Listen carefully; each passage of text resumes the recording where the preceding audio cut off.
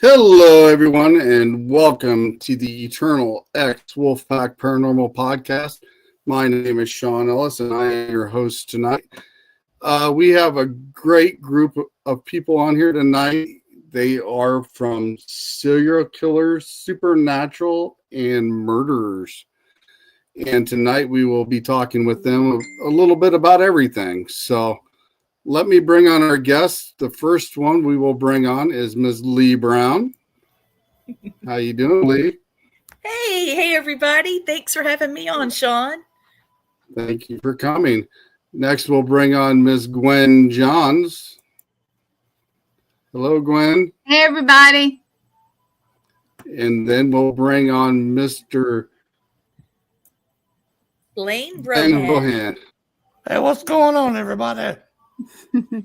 And last but not least, Thomas Patrick Gormley. How you doing, Thomas? Thomas. Good. Had a little technical difficulty, so I had to go to the old laptop off the phone. So. Yeah. Got Hopefully that we done, don't man. have any issues because my internet went out and I'm at a different location tonight. So hopefully we don't have any issues tonight. So, but yeah, I've been watching you guys' show with supernatural killers or serial killers, supernatural and murderers. And it's quite interesting. I have to say, I mean, I sit there and listen to you guys and how you guys come up with the stuff you do and you do the research on it. I think it's pretty amazing. I mean, some of the stuff I've heard you guys say, I wasn't even aware of. So I learned something new. Oh, sweet. That's good. We've had a lot of comments about our show. Of course, the entertainment value and educational value is very important, but a lot of people are more aware of what serial killers and murderers look like. How, honestly, it's just a random act of violence most time. Bad place, wrong time, And so I just really feel like, we're doing this for a reason. If we save a life, if we help someone that is a serial killer to understand, you've got to stop yourself. Go turn yourself in. We understand what's happening to you, and you're sick. You need some help, and you need to stop hurting people.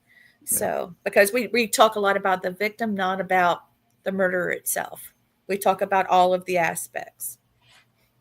Right. And that's pretty awesome in the fact that you do that. We have Miss Pam Harris in the house right now. She's Serene Divine, and I co-host with her on occasions. So she is in the house right now. Nice. So let's start with the ladies first. We'll start with Lee. How did you get involved with stuff like this?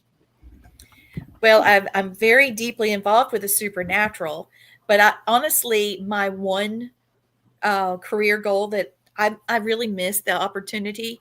I wanted to be an FBI agent. And so I actually was going to school with a girl that went on to become an FBI agent. And I've worked with SLED on several cases, trying to find missing people and solving different crimes. And I had a really incredible experience with the Canadian Mounties. And I don't know, it just sort of rolled into it as part of the supernatural, because we are talking about very traumatic events. And oftentimes we're talking about the dead, and how they died. And it's even in the Bible that when blood is spilled and it's an unjust death, that the blood will cry up from the earth. And I feel like that's one of the reasons why we're dealing with so much supernatural when it comes to things like this. Right. Gwen, what about you? How to get started? Yeah. Well, let's see. I denied things for so long that I saw for many, many, many years. And then I took a class. And guess who taught the class? Lee and Matt. So, and then, now she's my bestie. And here we all are on the network. So, well, you're also a paramedic retired, and you dealt with these cases face to face. Oh, yes. Many times. So I feel like it was a familiar ground for her. It was. I just needed to accept it and do something about it. And I did. So we have Michelle Osborne in the house. Thanks for stopping by. Hi, Michelle. Blain. Hey. What about you? Okay, me, I am an empath medium. I've been investigating the paranormal full-time since 1985, and I have a degree. I have a master's degree in psychology, a master's degree in history, and I wrote one of my master's theses for my master's degree for psychology on serial killers. And I actually did a deep profile of Charles Manson. And I've always been fascinated with why a serial killer does what they do. What mindset do they have? Why they do what they do? And why most of them enjoy what they do?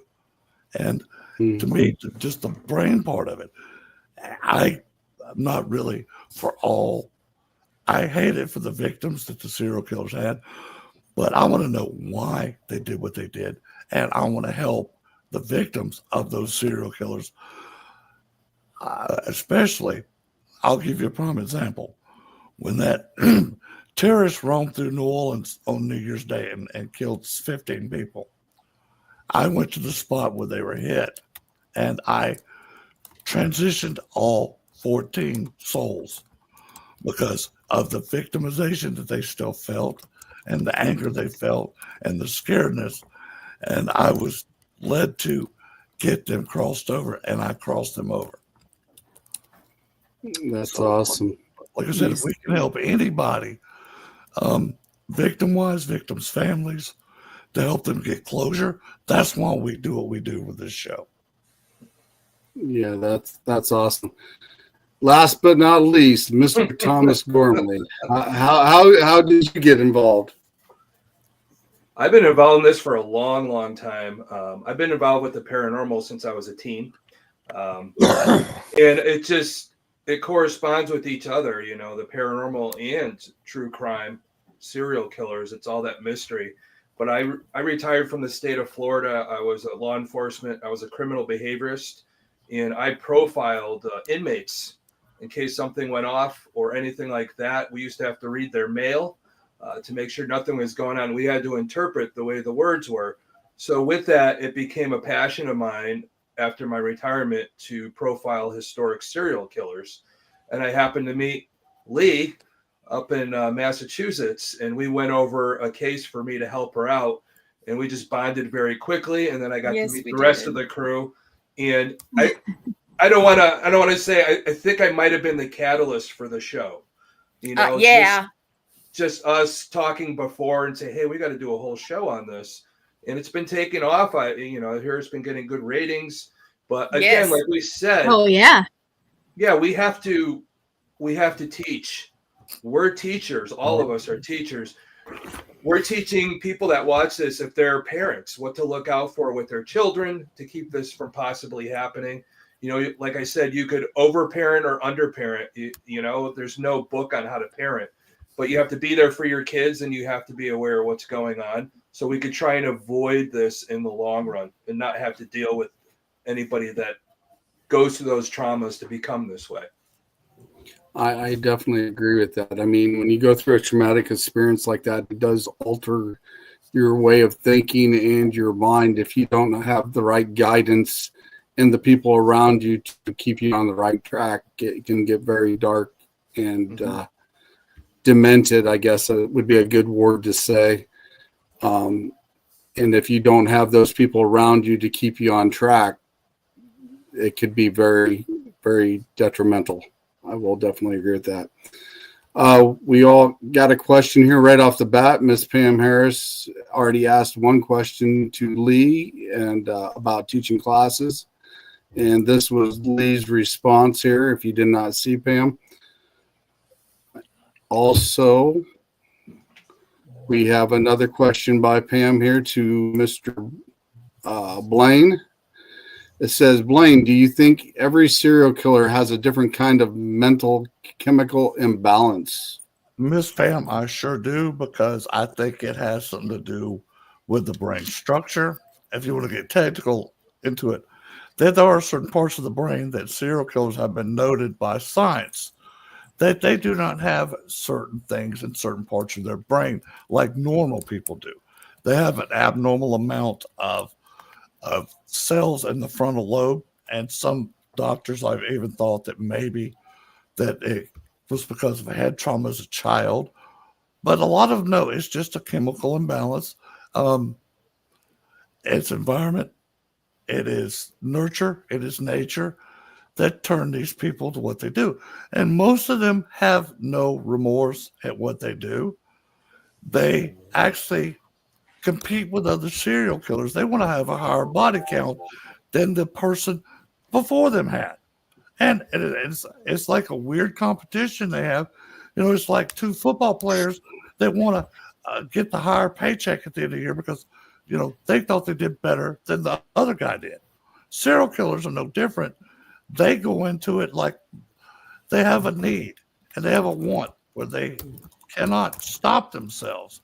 And some of them do try, but they can't stop themselves. Hello, Marla. It's hardwired into their DNA, for one, why they do what they do. It's astonishing to me that as long as human race has been on, there's always been some sort of villain versus a hero. And they are nothing. They are just nothing but pure evil. And it just amazes me that you could want to do that to another human being and get your jollies off on it, Exactly. We have Miss Marla Meacham in the house. She is part of my team for the Eternal X Wolfpack Paranormal. She's in the house right now as well. Miss Marla. Hey. We have another question by Miss Pam Harris already. And this is it.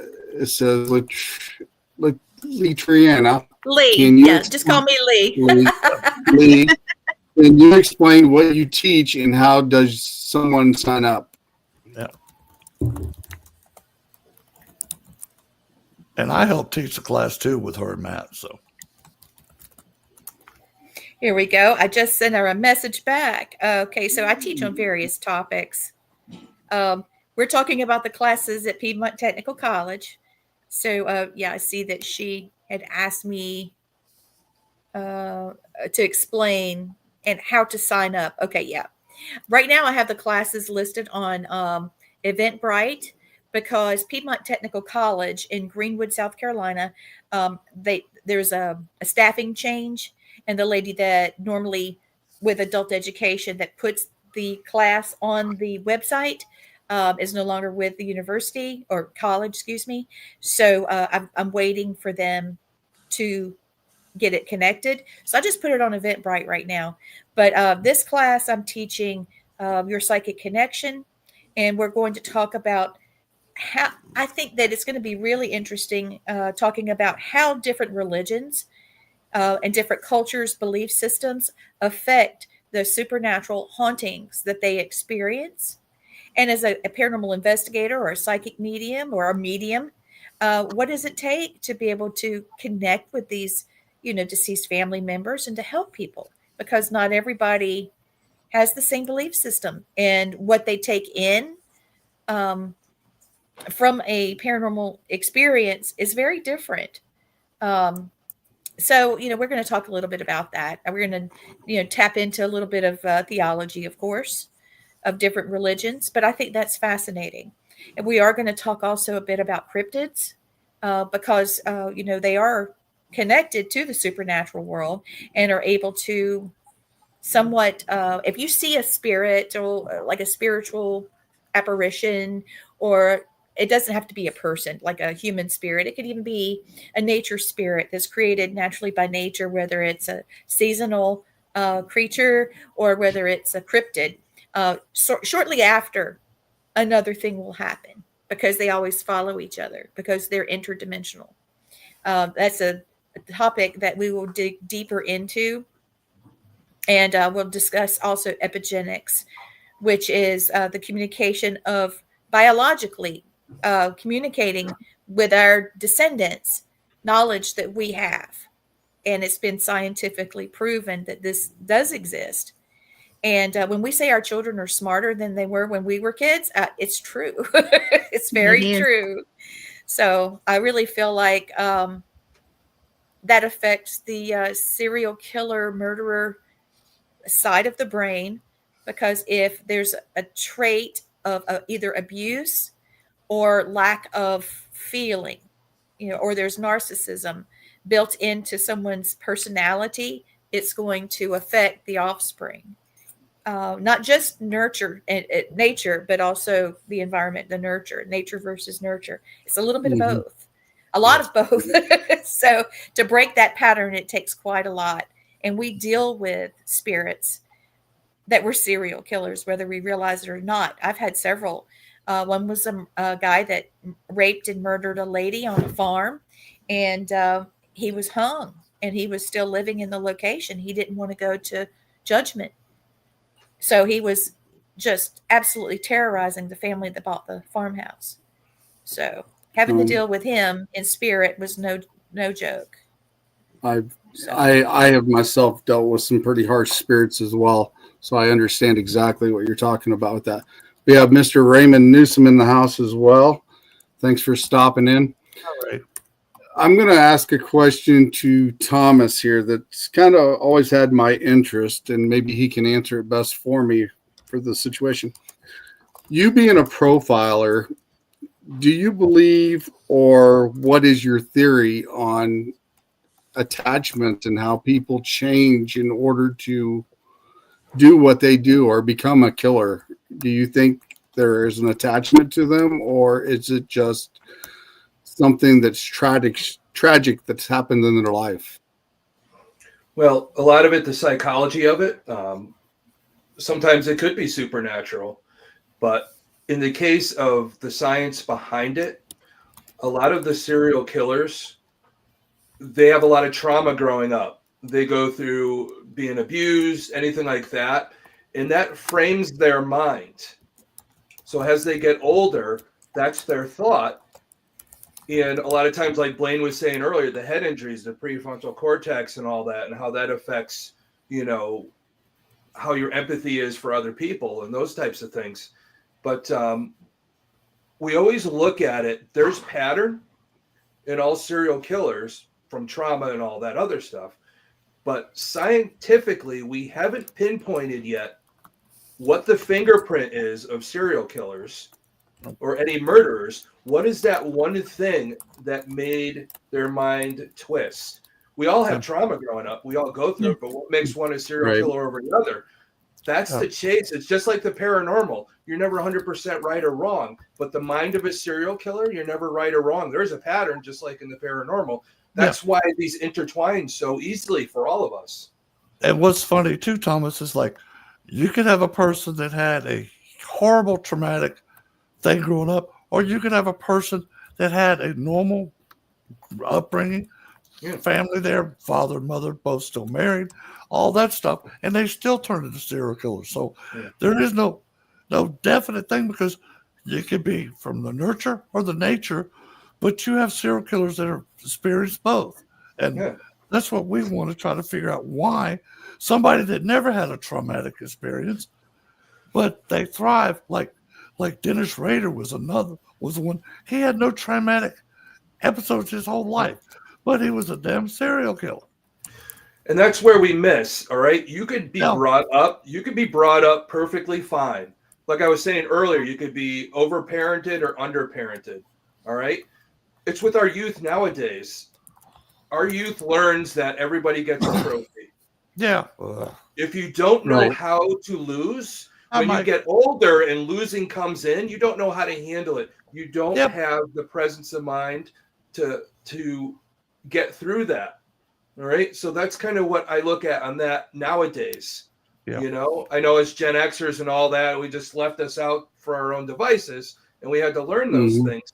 But you have to, at a young age, you have to learn how to win and lose. Because if you don't, I agree. That could be traumatic for you too. And a lot of our friends, you get the young days, the little older kids in the neighborhood, hey, look at this magazine, and you look at it, and you haven't learned, the proper way of love and things like that, and what they show you the wrong way, and then your mind gets twisted too. Even though you're brought up right, you're introduced to some stuff in private with friends, and you don't develop, the proper way of treating, the opposite sex because of that. Yeah. And I think that's Right. the problem with Dennis Rader was, I think, with his sadomasochism and all that, and his wanting to look at detective magazines and those things back in the day, even though he's brought up right, but that twisted his mind. We look at that. There's a trauma or an unlearned or unhealthy way to learn will create those types of things also. I definitely agree with that. And like you were talking about back in the day when we were in high school, all of us, it was the top 3 that got trophies or whatever the case may be, because you had to bust your butt, get out, work out, do what you had to do to be number 1. It wasn't just given to you for participation. You had to go out and earn it. Yep. And this generation that's come up now has no idea of what that means. That they've just given it for participation, which I think is totally wrong in itself as well. I agree. Because what does it teach that child? It does not teach him how to deal with disappointment. It doesn't teach him how to be a better person.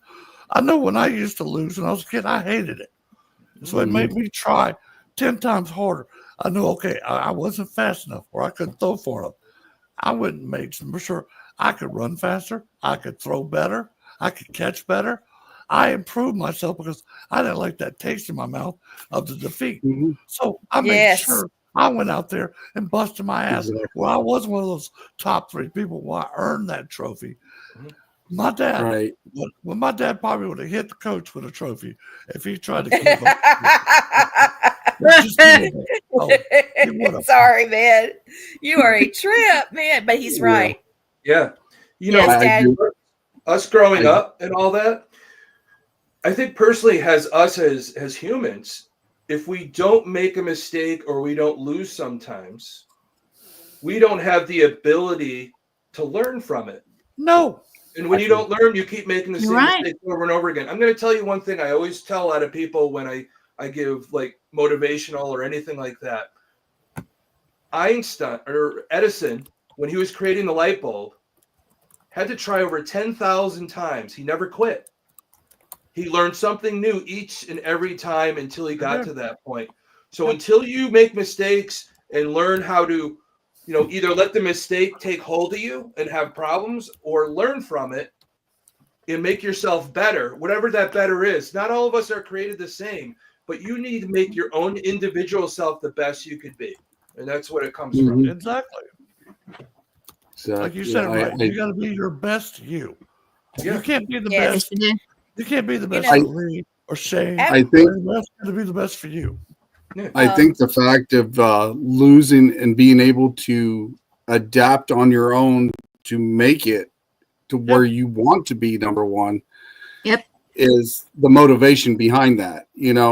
It lets you know that, yes, you're not number 1 at times, but if you want to be there, you have to earn it. You got to bust your butt to do it. Yes, you do. And I think a lot of people have lost that over the years in this last generation, like you said.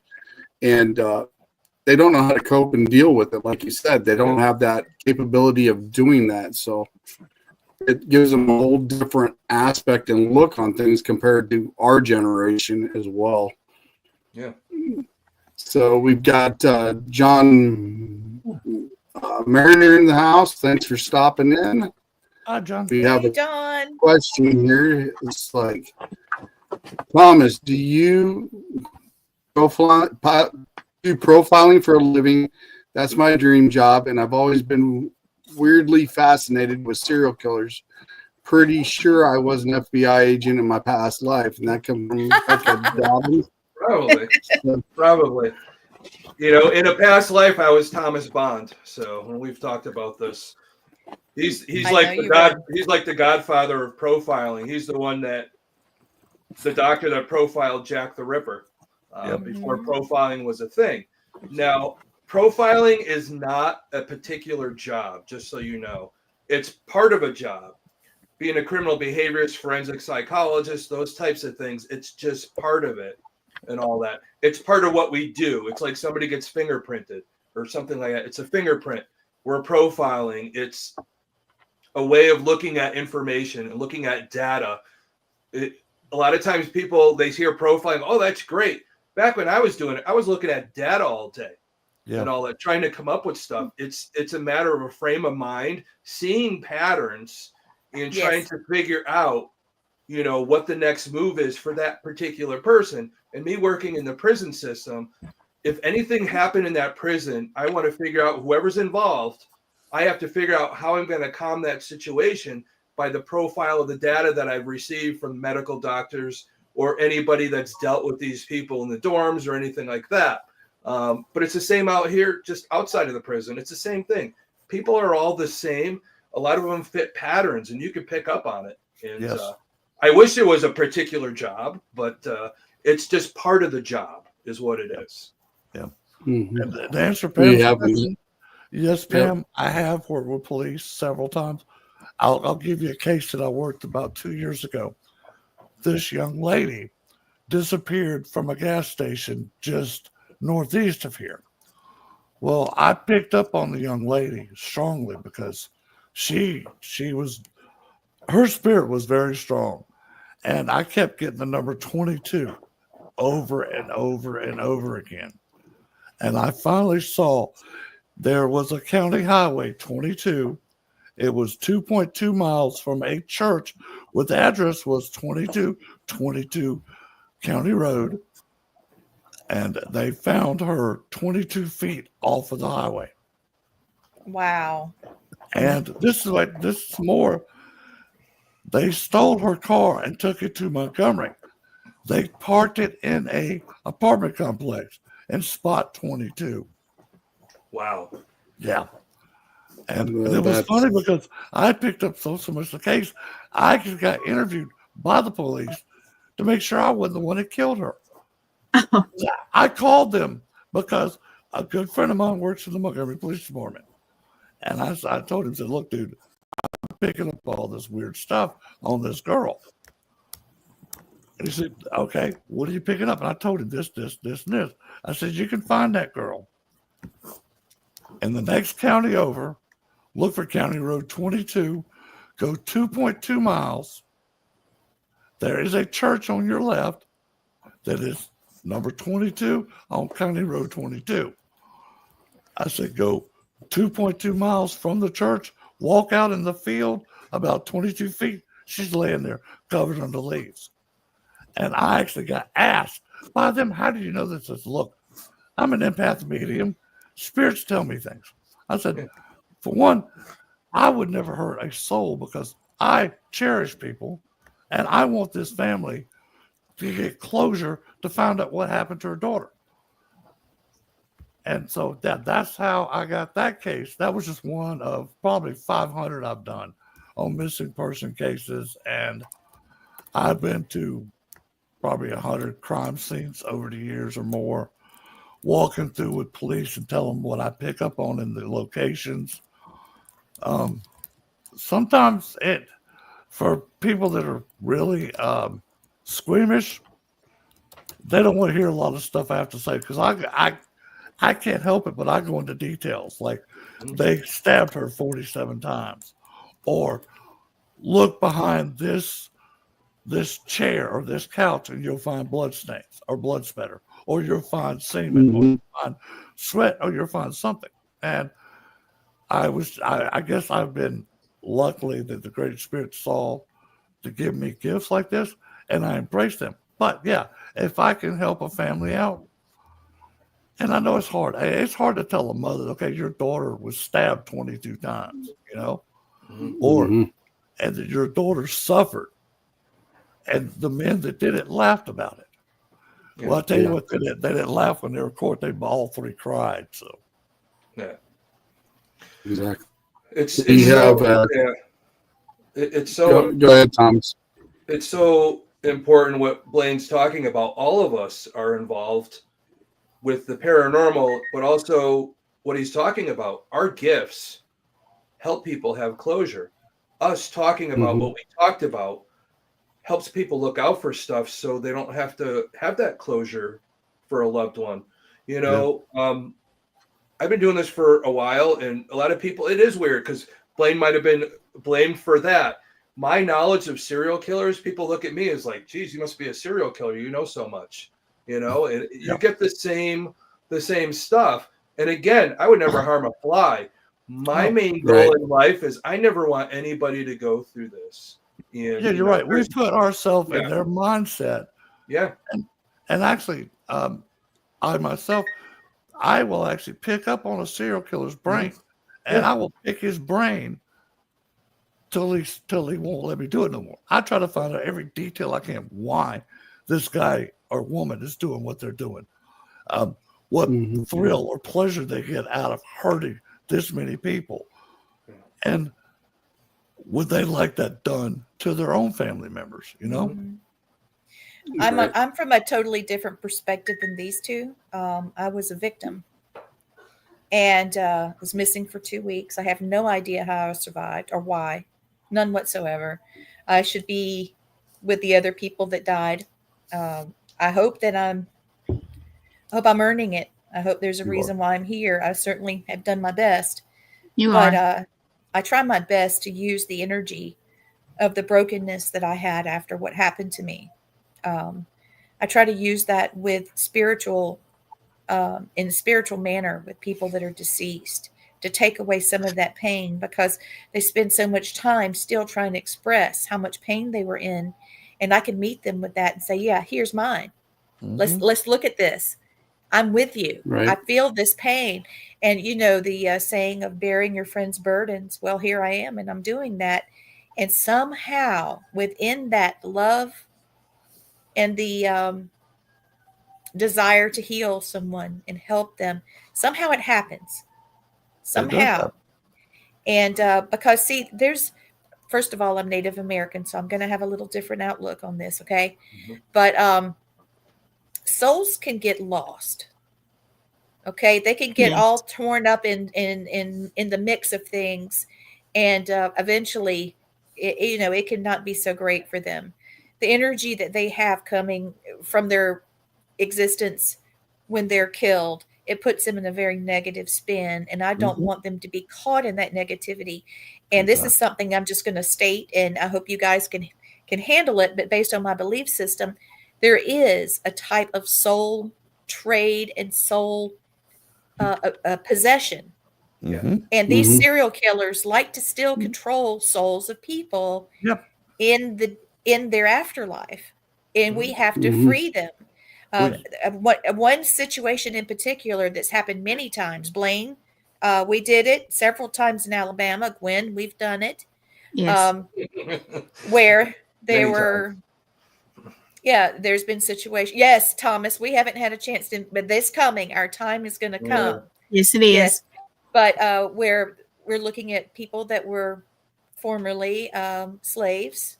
I don't know if that's a technical way of saying it, but they were non-employed, non-paid workers. Non-paid employees, or there it is. Indentured servitude. But they're still under they're still possessed by the person. They're still held under the thumb of that spirit. That spirit still controls them in the afterlife. We've dealt with this, I don't know how many times. This is one of the things I get a lot of. I get a lot of pedophile spirits. Yes, you do. Yes, you do. Lord have mercy. Yes, you do. I think the reason I get them because I know how to handle them, and I take their control away from them. I watch them suffer while I take those souls away from them, because now they are no longer in control. They have nothing to do. I even mailed him one. I still got him in my closet, and I'll tell you this. I put him in a container and mailed his butt to Alabama to Blain. And I have my spirit guide animals, or a bear and a wolf. They love messing with bad souls. They go in there and mess with this doofus in my closet. I've got him just sitting in there, and about once every 3 or 4 days, they'll go in there and just rip him a new asshole. And then rip him another one. And then they'll let him till he gets to the point of begging. They'll do it again. Then they'll leave him for a couple of days and go back and do it again. The reason I do that, because of the souls that he tortured when he was alive and when he was dead. And plus the fact he told Lee that he was going to kill me and kill her husband and her kids. I said, you really want to play jackass? We'll play. I don't play fair. Yeah. Don't I threaten agree. my family, man. Yeah. Yeah. No. I definitely agree on that. I sent you guys a video of one of my old investigations with a previous team I was on that had to deal with some instances of pedophile and serial killer stuff as well. And it was very intense and intriguing in the fact it was like a 12-hour investigation and how we handled it, because that spirit was still in there containing the other spirits of those children that he had got a hold of. And when we got rid of him, that's the container right there, Sean. He's holding it up. Oh, that's it. Yeah. Sorry. I didn't know what that was. I've had to show you that. It's like, yeah, he's getting his ass whooped right now. I just thought it'd be funny to put him on air. I didn't mean to interrupt you, Sean. So you've sent us some footage. That's crazy. Yeah. But yeah, we've dealt with that in the past as well, with spirits, keeping other spirits there and just living off their energy. Oh yeah. Yes. And until we got rid of it, and then they could cross over and do their thing, what they had to do, but they're gone now, so that's a good thing. Hey, Sean, can you show them the picture of where you took the attachment off with the energy? The really cool picture you've shown me. You have it? I don't think I have it on my laptop. It's on my hard drive, and I didn't bring my hard drive with me tonight. That's okay. I'll show it to you guys. It's very interesting. Right on. Yeah, if you can bring it up, go for it. I'm gonna try. I worked on a case. I'm sorry, Thomas. Go ahead. You're more knowledgeable about this. I was just going to throw out there. I worked on a case for a missing child, and I did connect with him, and I knew that he would be in a body of water, but it was near a bigger body of water, and it was dark, and they found him in a one of the big tubs, the barrels. Drums. A drum? Yeah, a big drum. He was in there, and it was beside the water at a dock. So I almost pinpointed I've tried really hard to pinpoint the spot, but he was so young moved. and he was moved. Remember? Oh, he was definitely moved. moved. He was moved. And then there was also a young girl that was missing. Her mother had a lawsuit, and she was doing drugs. So when she got paid from the lawsuit, she sniffed the money right up her nose. And then her daughter was actually hit by a car, and she had a lawsuit, and she wanted her to give, I want the money. And the young girl was trying to go to college, and she actually was killed by her mother's boyfriend to take her money. And I found a big lock of her hair, and it was bloody because it had been pulled out. I found that by the railroad tracks, and I was able to put people on the right direction, and they did find her body. So thank God. I'll never forget that child. She kept saying, "Don't let daddy see me like this." Yeah. And as long as her dad was looking, they weren't going to find her. So I had to go to him and tell him, "Can you please just wait 2 days? I can stay on standby. Give people a chance to find her, because she doesn't want you to see her this way." Oh my goodness. Because he had really messed up her hair, and she was known for her beautiful hair and her beauty. She's very young, 16, I believe, 15, about to turn 16. She was just driving with her restricted license, so whatever that is, 16. That case was in Columbia, South Carolina. Yeah, and this is what we're talking about. We never want parents to go through that. Never. Never. And that's why we do the show again.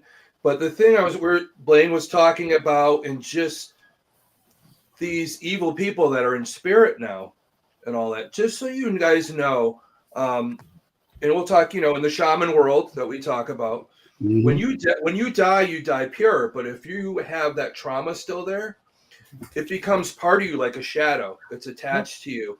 And there's been cases where people see, oh, this young boy and what he went through, but there's always a shadow lurking in the background. That's what's holding him back. You have to cut that cord. He's the one, that shadow's the one keeping that group. And then you have to separate that out. Yes. It's been seen. Yep. I've had it happen on an SLS camera where I'm trying to help a spirit pass, and you could see, the person I was working with doing the Estes method. You could see the person we were trying to help, and the shadow, which this guy was murdered. We think it might have been his trauma, not knowing, or the murderer keeping him from going. Yeah. And you have to try and detach it. It's showing up on, as soon as I say to it, if you want to leave, you have free will, you could go. And then he keeps asking for help. But once that shadow pops in, the voice through the recorder changes and starts swearing at us. It's a battle going on, and it's visually could happen too. But this is our lives. Just because, I know the living is more monstrous, but even the dead, it's a different kind of way to communicate. It is. It's crazy, and like I said, you have to be an energy worker so you can separate the energies from the soul so that they can finally leave, because they can be bound by that energy, that negative energy. It's a soul retrieval. You have to get them to remember. Soul retrieval, yes. Now that's very advanced. This is advanced shamanic work. A lot of people don't even know this exists. Well, a lot of people don't know. Like I can I show y'all this picture? Yeah. Oh, yes. And then we'll talk more about the. Sorry, I found it. When Sean showed it to me, it was just, you'll see why I think it's awesome. You ready? Yep. And Sean, you're going to have to tell him the whole deal. Alrighty. As soon as I say, this is where me and my Reiki master, she is the one in the background. She's holding a tuning fork. And my former team member had come across an attachment, and she kept acting funny, kept saying certain things. It just wasn't her after we've been on an investigation. And as you can see there, the SLS shows figures for me and the Reiki master. And I'm doing energy work over the top of my former teammate, and she has no SLS whatsoever. But if you blow up that picture, after the time we were sitting there pulling this out of her, there's a face up there in the wall behind the tuning fork. She's showing it. This is what we pulled out of her for what she got an attachment with. I have done several of those before with people and taken attachments away from people. Us too. And seeing things like that as well. And we've gotten rid of them. Those are the bad ones. And the reason why we kept thinking something was funny is she would keep popping up in our conversation on the phone, and she was wanting to beat everybody's butt. She was just wanting to fight all the time. And that's not like her. She's normally fun, joking, and everything else. But her whole mentality just changed. And after we took that out of her, she went back to normal. Now, Shane, I will tell you this. The female version the SLS is on, if you look to would it be our right above her head, there's a hand it's flipping a bird off at you. Mm-hmm. Big long finger flipping a bird. A lot of spirits doesn't like it when me and her come in, especially when I come in. Oh, they hate if me. we're there to clean out a house or cleanse a house, because they say they know what we're able to do. Now, Shane, let me ask you this. When you go to a house, do you hear, oh shit, Shane's here? I have heard that over.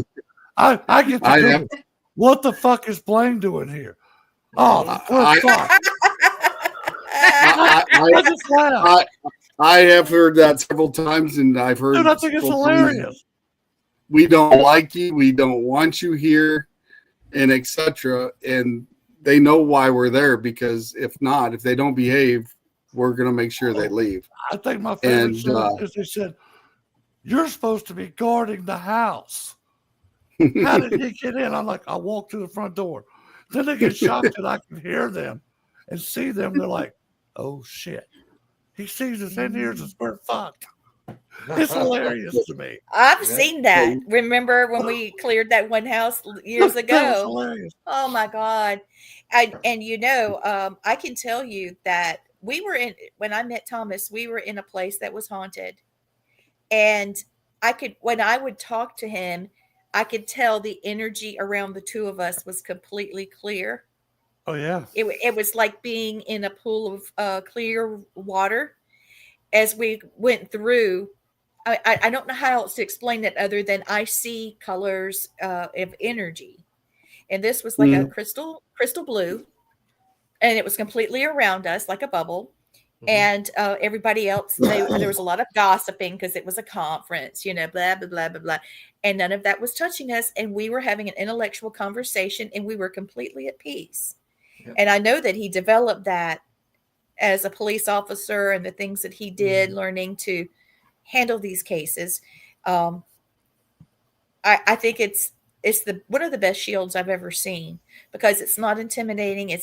You're not ready to fight when you feel it.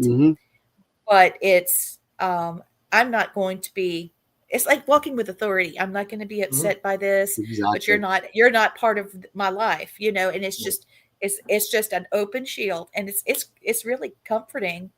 But I could see that going very different for a spirit that had a bad attitude. I knew he was a shaman, you're right. Thomas. Yeah, you're right, because we're shamans, sensitive, and all that. Now, the thing is a lot of people that get into the paranormal, we saw it on Ghost Adventures, they yell at the spirits. Yeah, they want to make They're yelling, they're trying to intimidate. The thing is somebody like Blain, like Lee, like Gwen, I don't have to yell. I don't your either. Your energy presence is intimidating enough. So that energy you bring in with that authority, especially when you're dealing with an evil entity of some sort, or just somebody that, like said, a serial killer that's passed, like Blaine, they don't like me whatsoever. Yeah. And the thing is I don't know what it is, but when I walk in, my spirit guides put this gold circle around me, and I've had things be in my face, but they can't get close enough. Yes, I can see that. I can see that. And they do respect your authority. It's almost like a religious symbol. Yeah, it is. Because of law enforcement. I can't explain it any better, but you still carry that shield even though you're not law enforcement. Well, I can tell you this too with Thomas and all the rest of us, is that we have so many protective spirits around us because of our gifts. We don't walk in alone anywhere. We walk in tribes. Right. We walk in several. We're backed by tens of thousands or sometimes millions of other spirits that are there not only protect the people we're investigating, helping with, but any spirits that want to get out of line, they're more than welcome to take care of them for us, so we can walk in with an air of confidence. Because what are you going to do? You're going to mess with me and the tribes that are behind me? Have fun, buddy. It's great. It's great sometimes. I've been in places, and through my mind's eye, I could see some of my spirit guides in front of me. And then all of a sudden they disappear, and then they come back, and you're like, I felt something over there, but I don't feel anything over there anymore. It's almost like they cleared the room for you. Well, Lee's, really help somebody, Lee's husband, Matt, got this spirit since we were in Alabama. We had a spirit that it was just being an ass. And I told him like 3 times, I said, you really want to play?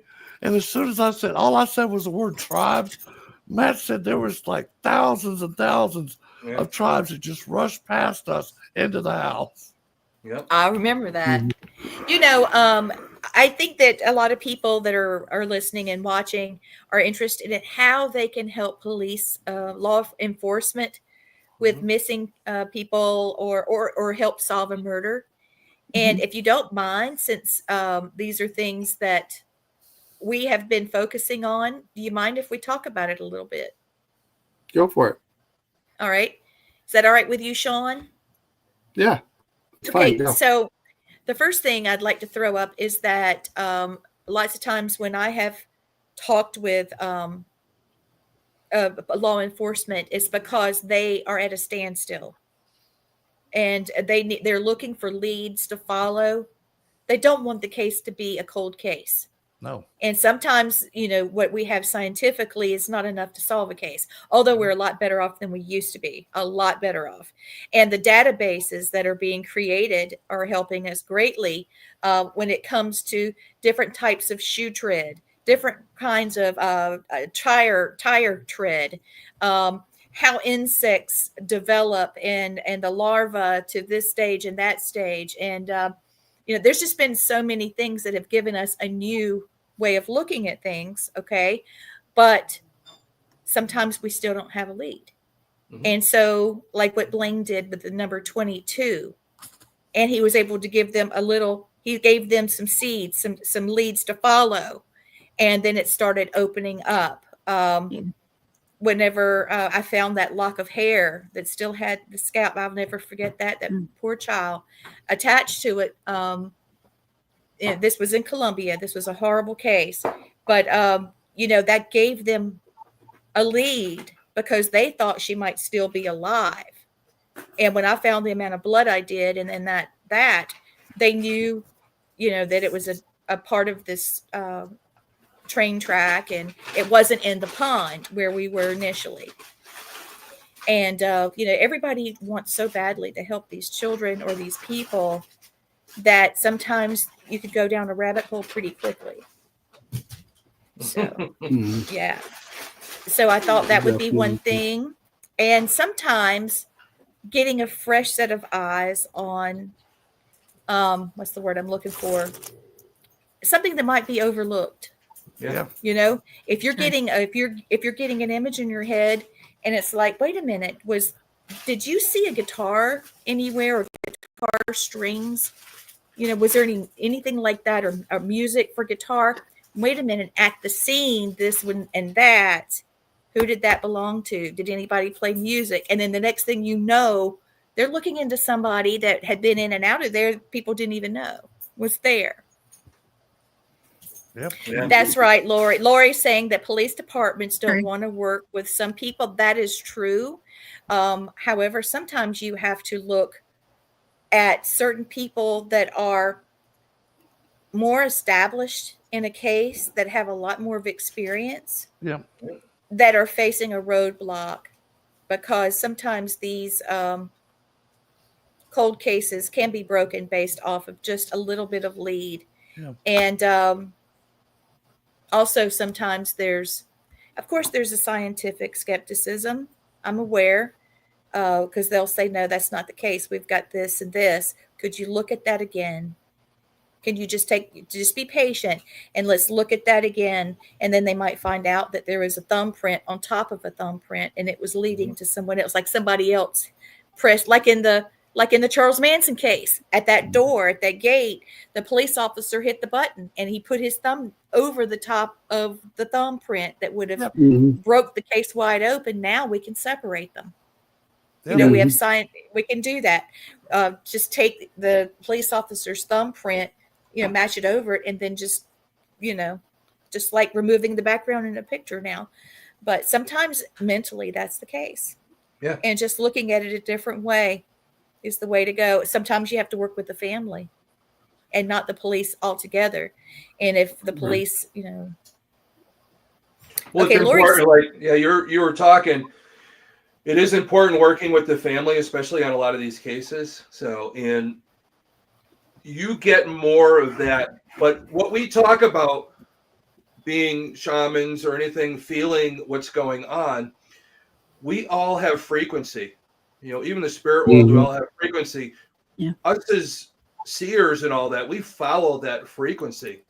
And when that frequency hooks us up, we tune in the radio to get those clues. We just have to find the right station, which is the right evidence that we get, that evidential type of medium side of things, or trying to communicate with the person we're trying to find.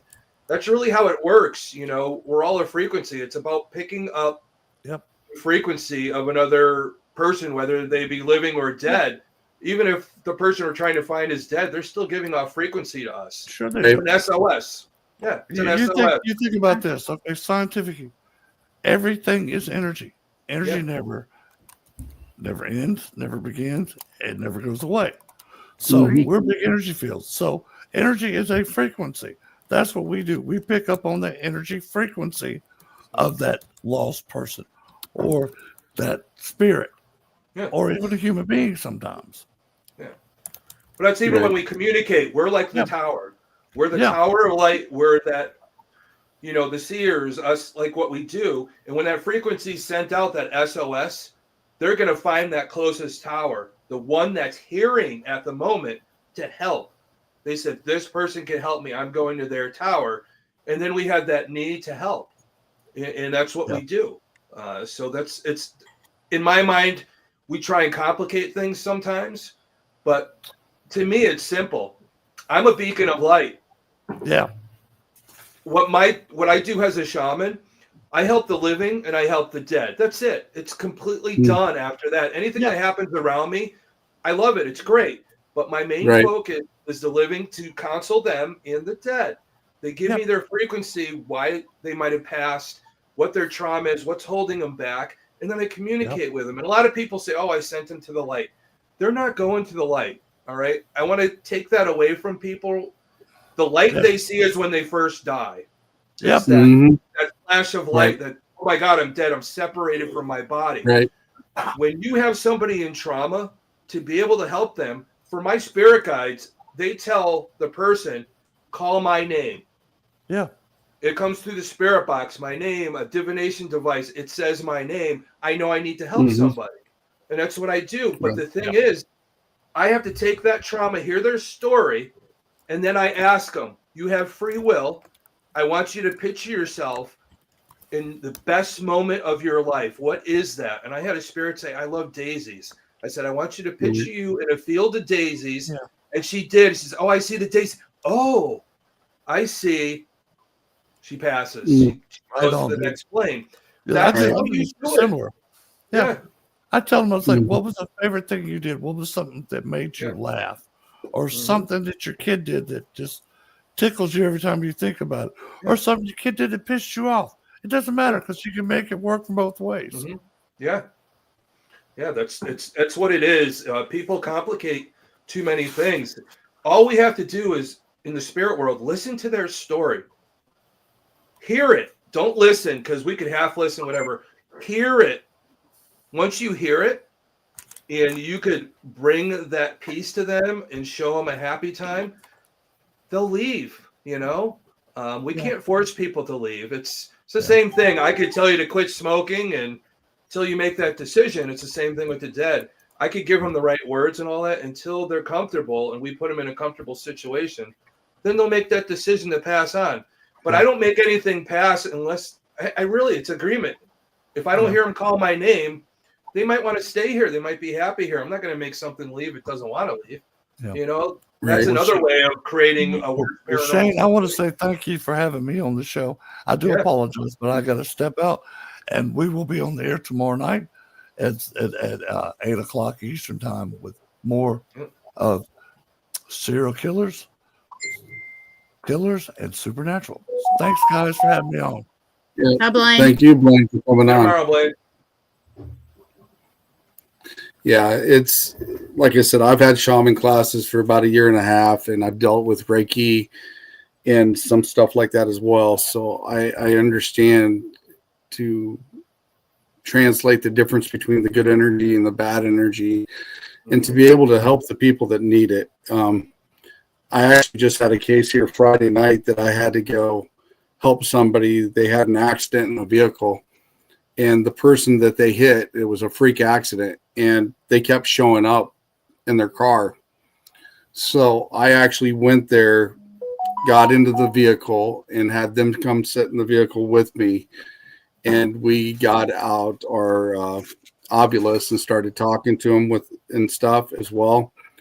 And I both had them sit there and communicate with each other and break it down, saying, hey, this was an accident. It wasn't intentional. She feels sorry. I know you feel bad, but you've got to be able to let go so you guys both can move on. And I think by the time I was done, they both got the closure they needed, and the atmosphere in that whole area just changed without having to do anything major. But I think the person was just kind of looking in up on them to make sure nothing else was going to happen to them. And they were pretty impressed on how we got that taken care of as well. So I thought that was a good deal. So there was also a little girl that was 10 years old that was involved with that has been going through some traumatic stuff as well. And I think it'll be better from here on out for sure. But yeah, I know Gwen hasn't said a lot here tonight. Everybody's been aimed at everything else here. what is one thing that you what is one thing that you would use your abilities for to help somebody with, if you could? Me? Yes. I like to help people with troubles. Like I have a friend in particular, I won't call her name, and she's going through a lot. And I'm gonna cry because I'm thinking about her, but she needed us this week, and just that hug, you could see her lighten up. That's what it's all about. Yeah, that's great when you got friends around that you could actually rely on and help each other out, especially. Oh yeah, just giving her that hug and trying to push that bad off of her. That bad energy just helped her so much. Like yeah. So going back to you again, Gwen, before we close out the show, what is one thing you would recommend to any newcomers in the field of the paranormal or the supernatural? Rely on people that have been in it a long time. Listen to them. Learn from them. Because so many people don't, and they get themselves in a little trouble. And that's not good.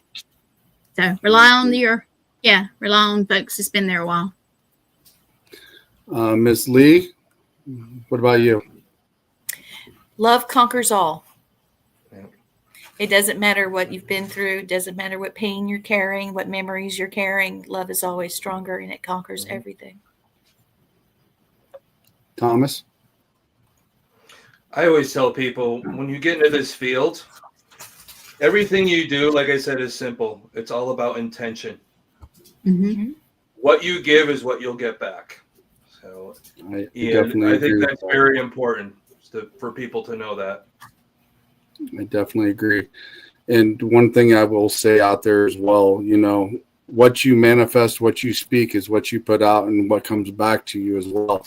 But also to maintain balance and understanding is the key to a lot of things, to keep the balance. And if you don't keep balance, you are always going to chaos one way or another. Yeah. So balance is definitely the key. Yes, it is. I'm going to say this, guys. We're at the top of the hour. I appreciate all of you guys coming on tonight. I could probably make a show with each and every one of you individually, because we could dig into so much more. And I think I probably will do that. I'll probably invite each one of you back individually and dig into certain aspects of things, because I know we all got certain abilities and gifts that we could all just learn from. And that would allow more people to ask questions and stuff like they did tonight, which was really good that everybody joined in tonight. And we got to answer a few as well. So, but as an individual basis, I will probably have you guys back on the show individually so we can dig deeper into each one of our traits and abilities so people can understand us a little more as well. And you guys do a great show. I hope you guys keep this up, because it's really interesting on what you guys do. And I like to thank you guys for letting me join your little group as well, and being a part of your guys' family. I appreciate that as well. And thanks, you're an awesome guy. Thanks, Gwen, for everything you've done. I'm going to air this again on our channel after it finishes, just so everybody knows if you missed something. And like I said, Gwen, thanks for helping me out a few weeks back. And I appreciate everything you've done for me as well, and helping me get things going again. And I'm going to close out the show, guys. Is there anything you'd like to say before we go? Well, maybe one thing I'll say, because we're talking about true crime and paranormal. In July, I do have we've had a Paracon in Connecticut for years. And this is the first year we're adding to it true crime, how they go together. And I think it's important that people know that true crime and paranormal are like peanut butter and jelly. You think about they it. are. Yes.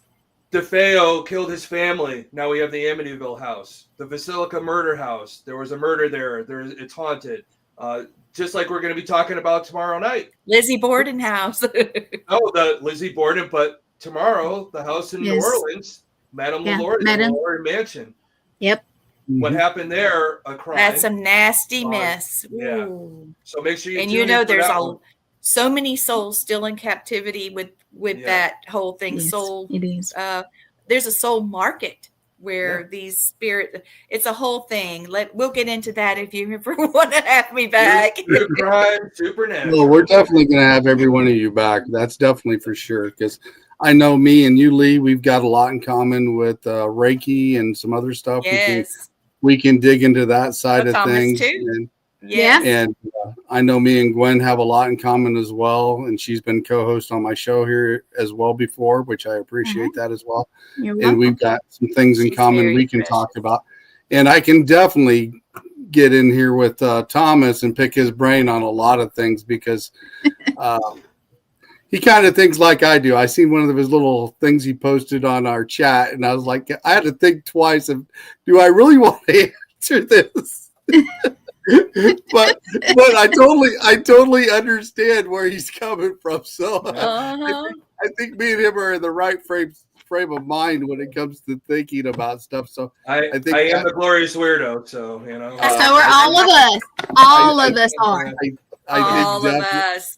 I think definitely me and him can dig into certain things and go into some depth with stuff as well. And that's like I said, and even Blain as well. To have you guys, I'm also the keeper of the rabbit hole too. So there you go. Well, yeah, I like conspiracy theories too. Trust me, I dig down those as well. So we may end up having a show with some stuff like that. And like I said, me and Lee can have some on Reiki and energy work and stuff as well. And like I said, me and Gwen can have stuff going on as well too. And like I said, I like to thank each and every one of you for coming on tonight and having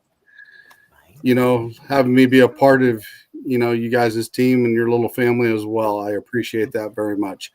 So I'm gonna close this out, guys. I'm gonna put you backstage, and then I'm gonna talk with you when I get back there. But I'm gonna close the show out here real quick. All right, and like I said, I like to thank everybody and thank you guys for showing up tonight. So here we go. I'm gonna put you guys back.